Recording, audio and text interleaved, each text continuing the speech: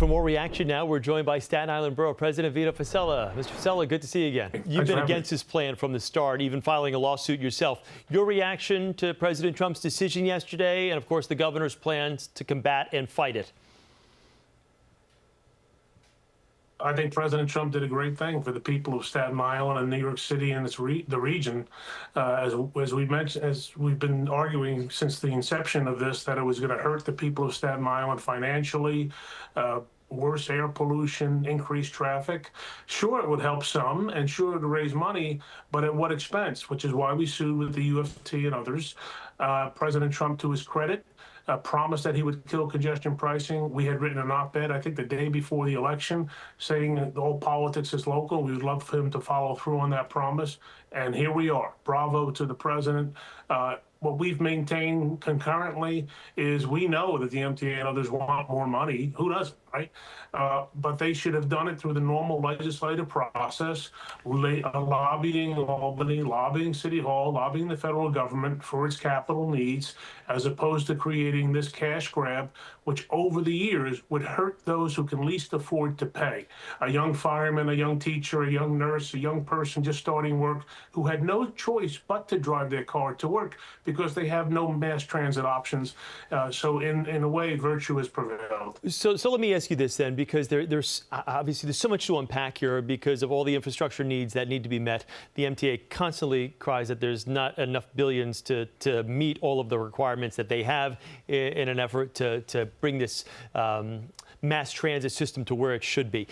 Sean Duffy, the Transportation Secretary, said a few moments ago in a soundbite that we played that, maybe if it's not $9, it's $5. Do you see any give and take here where they could revisit this, where it's a discounted fare rather than just doing away with it, or is doing away with it all that you really want? Yeah, doing away with it is what I would prefer, in part because I've seen the way these things work over the decades. Once they take root, they just grow like weeds in a garden, and there's no stopping it.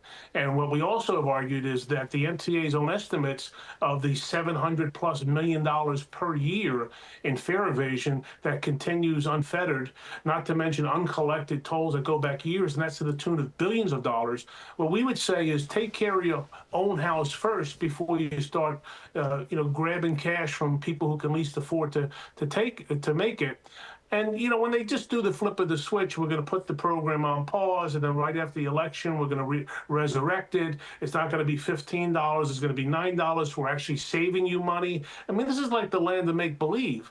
And now they argue that they were counting on this money. Well, go lobby it, like the school system has to do it, the Department of Transportation has to do it. That, to me, is the best way to determine what the New York's priorities are, and to be fair with hardworking taxpayers who would have to absorb to the tune of $2,000, $3,000, $4,000 per year just to start. Well, let me ask you this. What do you tell your constituents now? Because I'm sure people of Staten Island are very happy to hear that the president stepped in to kill this thing. But, of course, this is going to be fought in the courtrooms now for the next few weeks for for at least the short term. So what do you tell your constituents? You think this is moving in the right direction where they're going to be relieved of this additional tax or toll, whatever you want to call it?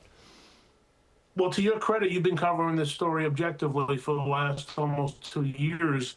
And what we have maintained is in these arguments, when people told us, forget about it, don't waste your time, it's over, congestion pricing is happening. Well, guess what? It may not be happening thanks to President Trump. So in the next several weeks in court, we hope that common sense prevails and the MTA steps back, or the political leadership that supports this steps back, because they have to deal with the federal government over the next several years. And I don't think you want to be in a position where the federal government is saying you didn't do it correctly, as we maintained in our lawsuit, and now you have to come to us for billions of dollars that we may or may not give you. Staten Island has always been sort of a transit desert. We don't have a subway system. Yeah. That's why people are so car dependent. And this is a victory for the people of Staten Island and to so many others. It definitely, obviously, a victory for, as you mentioned, people from Staten Island, firefighters, school teachers, first responders who've had to come into the zone, that flood the zone and get dinged every day. Last question for you, and I've got about 30 seconds, so I've got to be somewhat brief here. Is it fascinating to you that you've got a topic like this where the president steps in yesterday and says, OK, we're killing this thing. But this isn't just kind of a red or a Republican issue. You've got Democrats, Josh Gottheimer from New Jersey. You got Governor Murphy, who just penned a letter to the president the other day saying, get rid of this thing. I mean, this really kind of, straddles both sides of the aisle. I think in public life, when you identify an issue that hurts everybody, you have to be willing to work with Democrats, Republicans, and anybody else to do the right thing. Common sense prevails.